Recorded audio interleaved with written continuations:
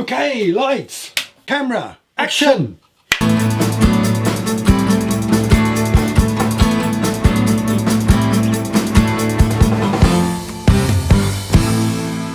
Well, hello ladies and gentlemen. Yes, I'm back in the workshop, all fired up to build another guitar.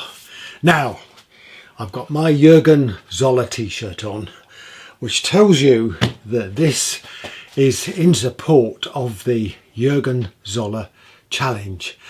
Now, those of you who've watched my channel and watched other guitar builders will know that Jurgen was a fantastic amateur guitar builder who died suddenly, and his family are supporting the Leukemia Foundation charity. So we are encouraging people to go and get one of these wonderful t-shirts. I'll put a link in the description below so you can support this charity. And in memory of him, his friends have organised the Jurgen Zoller Cup Challenge. This is to build a guitar using what you've got. Now, me and challenges don't go too well. The challenge for me is building the guitar.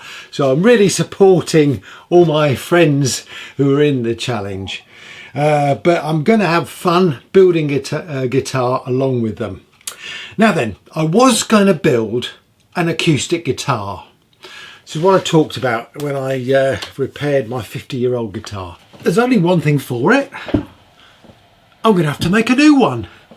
But to be perfectly honest with you, after doing that and repairing the vintage acoustic guitar, I fancy a change. And I've also just recently joined up with a fantastic group of musicians to do monthly jams, and I'm playing bass. So I've got my bass guitar, which you may know that I sort of rebuilt a few months back, and it's absolutely fantastic. I don't have any problems with it, except for one little problem, and that is that the neck is a little bit flexible. Now it's made of oak, and so you'd have thought it was going to be quite stiff, but in actual fact there's a little bit of flex in it, which gives me problems sometimes with the action, and I can't get it quite as low as I want. It's about 3 mil on the bass E string at the 12th fret, which isn't unplayable, and it's fine. I mean, it's not a problem there. But I sort of fancy building something along the lines of a Fender jazz bass. Now then, I'm not wanting to copy the Fender. So I went to my bookshelf and got off my Martin Oakham Build Your Own Electric Guitar, a fantastic book if you are considering building an electric guitar, because he takes you through the whole thing. And the thing that's interesting for me is the pickup positioning. Really excellent stuff. And in the back of this is a plan. So I whipped out the plan and took a photograph of the guitar body shape. Then I loaded that into SketchUp. Now, the body shape is a bit too short for my liking. This is the shape he's come up with. So what I did in SketchUp was expand it, just stretch it a little bit. And then I printed that out on a big sheet of paper. So now I've got something that I can work from. Of course, it's all well and good having a plan. You need some wood. So I went to the wood store there, and I'll be honest with you, my wood store's getting rather depleted. So we've got some maple, walnut, slide it across, move those out of the way. We've got some zebrano, and we've got rosewood, Santos rosewood. Now then, the trouble with this is that this is a long neck bass, and I'm struggling to find bits of wood long enough for the neck. I'm also struggling to find wood big enough for the body. And then I remembered I'd been given some mahogany from one of our neighbours. An old fireplace. Some nice big chunks of mahogany. Now then, this looks really good. I've I've also got, excuse the noise, some windowsill made of mahogany.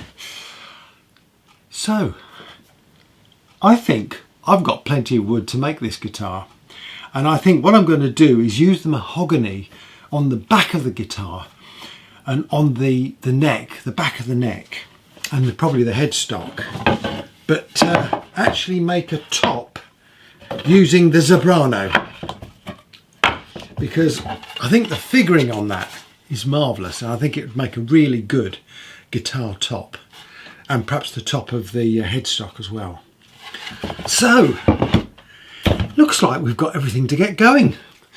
First things first, I need to make a template of the body out of some plywood, and for that I need to attack my old guitar cupboard over there.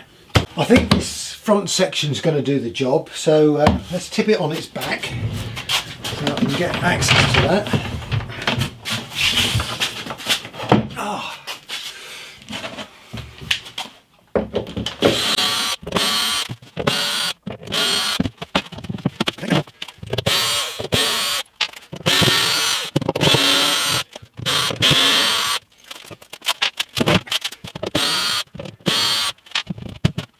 I used this box to transport my guitars when we moved house, so everything was protected with carpet inside, probably glued in and all sorts.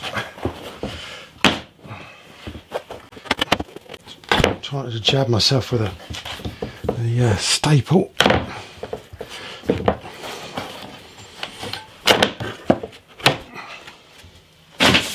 I bet you're thinking, gosh, he shaped all the inside of this transport container. Sorry to disappoint you, but this was just wood I reused. And that's not going to come off there easy, is it? Well, it was certainly built to last. Goodness gracious me. Okay. Plan B. Going to stick this paper template onto the wood.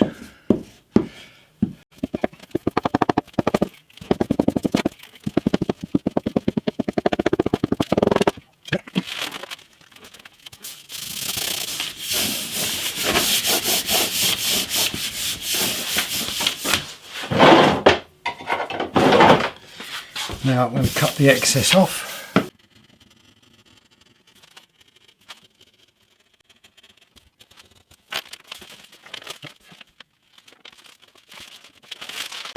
Okay, so there's the body shape. I've just got to cut it out. Now I know what you're thinking. Dave, if you want a Fender jazz bass, why don't you just go out and buy one? There's plenty of, good quality copies out there. And you can probably pick up a kit for probably about 100 quid, something like that. So why bother trying to make something that's already out there? Well, I quite agree with you. And that's, let's be honest, not something Jurgen would have done. But really, I didn't want a standard Fender jazz bass guitar. I wanted something a little bit different.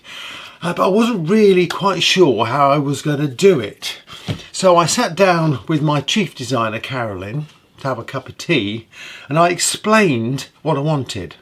And that was, I wanted a lightweight guitar. And I was thinking along the lines of building it in the same way that you might build an acoustic guitar, in the same way that I built the Great Guitar Build Off 2022 guitar.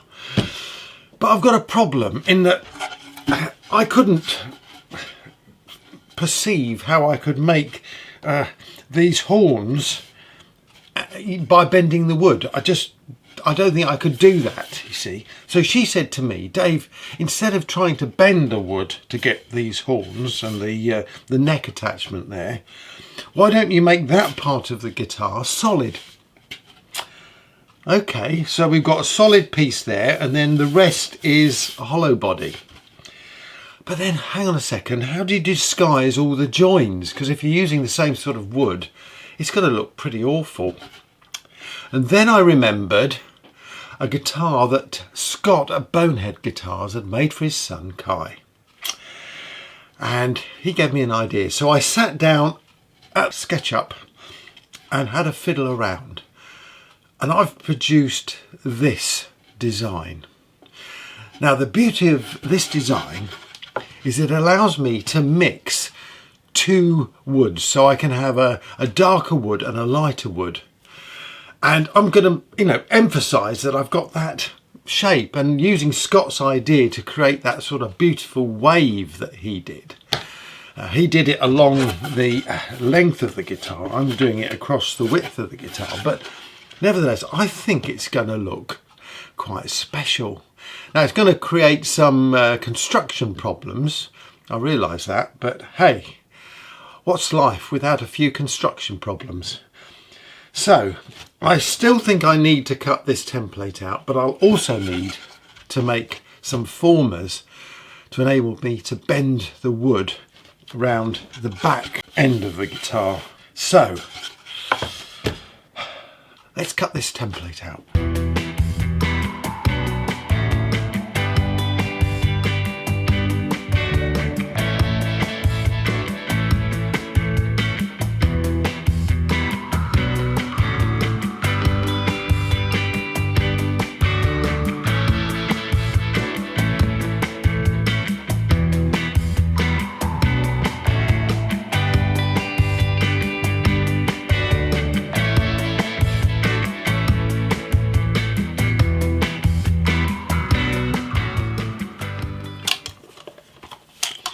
I must say, if you're going to do guitar building, one of these belt and spindle sanders is an absolute marvel.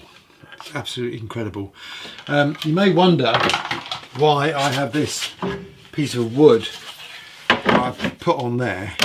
It's basically because the black from this top rubs off on the back of the wood.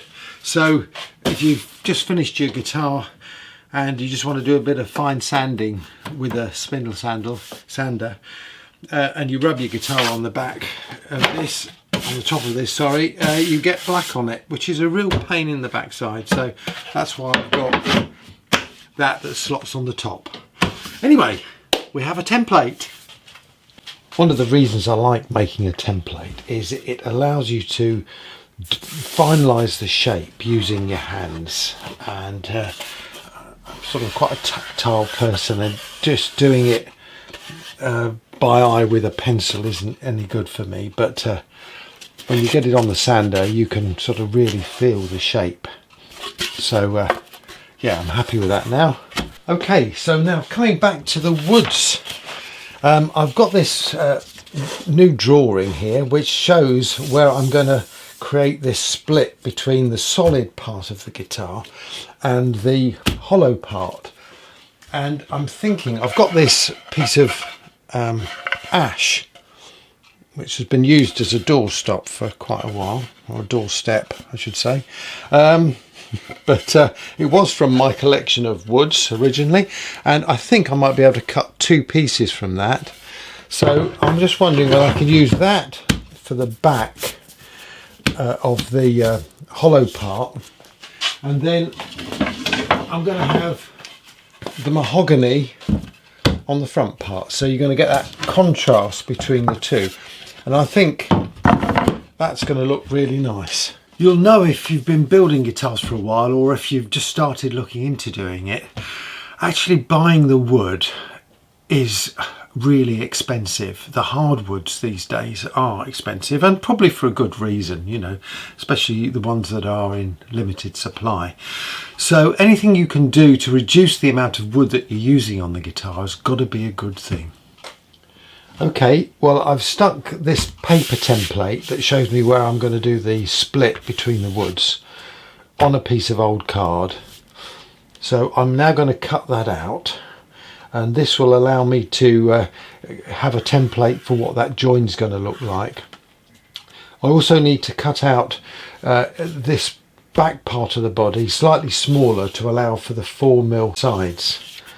Now then, to the design of the former. Let's have a think about this. Now, when I build my electric hollow body guitars, I use a former like this with inserts. that go inside and clamp down. I've probably got that around the wrong way. There we go. And that holds the wood in place as it sort of sets. For the acoustic guitar, when I get round to building it, I'm going to use a former like this, which would allow me to, after I've steamed the wood, clamp it down, put that on there, and that will hold it in place while it sort of sets. I think for this guitar, I'm probably going to have to opt for this sort of option, something that I can clamp the wood to. And of course, the advantage with this guitar is the wood is not very deep. It's probably only about this deep. I think it's probably about 35mm. So I'm not going to have to make a really deep former. So let's see if I can find some wood. Well, I found this old chopping board for a start, and I found these offcuts, and they're all about the same depth, those two. And I think that if I stick all this together, then this will be just the right size to create the former for this shape, because it covers all of that there, and it will take me round to there, take me round to there, take me round to the end there. And there's just a bit missing underneath, which I might have to pack out with something else if I can find something. But I think I'm onto something here.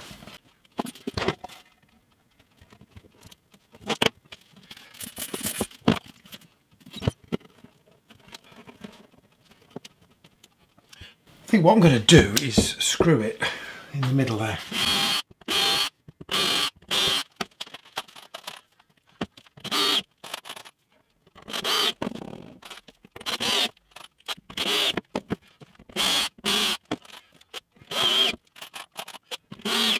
Well, it looks a bit of a mess, but hopefully it'll do the job.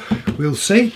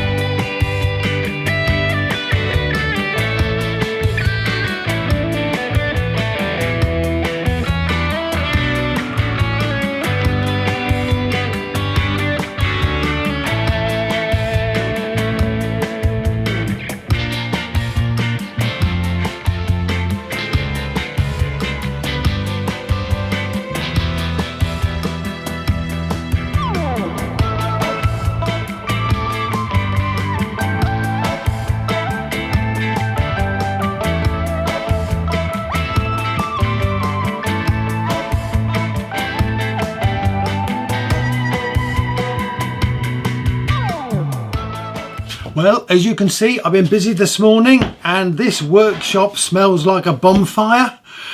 I cut through all of that wood. Probably took about an hour to cut through both of those slabs. And well, the blade is fairly new, but I mean, it still smokes a little bit. The wood looks all right though. There's no real burn marks on it, which is really good. And there's a Brano. Excellent. So that's that bit done. It's a bit I don't like doing, I'll be honest with you. I've also made myself this. So turn the chopping board and the odd bits of wood into a former for the ribs of this guitar. So, well, I haven't bored you with the whole production process of this former, apart from the glue up, that is. But let me just walk you through it. Basically, I put this template on the wood and just sketched round it, and then cut it out on the bandsaw quite roughly. And then I've sanded it down on the belt sander there, and because I'd managed to pick myself some quite hard woods, that took quite a while. So there we go. But I've also now drilled some 35mm holes using the Forstner bit, and that will allow me to put a clamp in, well, a number of clamps in to hold the wood as it sets into place. So I'm getting all the bits ready. Okay, before I wrap up this video, I just want to talk you through what I've been doing over the last few minutes, and that is just to check my neck template against this body shape. And in actual fact, I realised that I made a little bit of a mistake. It got a bit too narrow there where the neck joins the body. So this is a full scale template. So that's the bridge, and that's where the nut is. This is an 864mm scale length base, so a long neck base. So I've got some registration pins which I can just slide in there, he says, and get them in. And that one should go in there. There we go. So it gives me a very good idea now how this guitar's going to look. At the other end I'm going to be using the bass headstock that I made again for my other bass guitar, and I rather like it, so I'm going to stick with it. This is a two-a-side headstock. So I feel like I've made some progress in this video. I've got all these blanks cut. They need to be sanded off a bit. I'm going to have fun with this because I know this wood really doesn't like the planer. So yeah, I think I will have to just sand that one down. Hopefully the ash will be okay to put through the thicknesser, I should say. Got the former ready. I need to choose the wood for the side of the guitar on this hollow section. I've not really thought about that yet. I want to stick with the light and dark contrasts. I also need to work out where to brace the back and the top. So this is going to be an interesting project. I hope you stick with me, and obviously this is in memory of Jurgen Zoller, and so please go along to the website. The link is in the description below, and grab yourself one of these wonderful t-shirts with these fantastic guitars that he produced. They are quite amazing. Anyway, thank you very much for watching. Please, you know, give me some comments on what I'm doing. Tell me where I'm going wrong, because you know these projects are yeah, make it up as you go along projects, and so I do value all your helpful comments. Anyway, I will see you soon. In the meantime, stay safe. Cheers.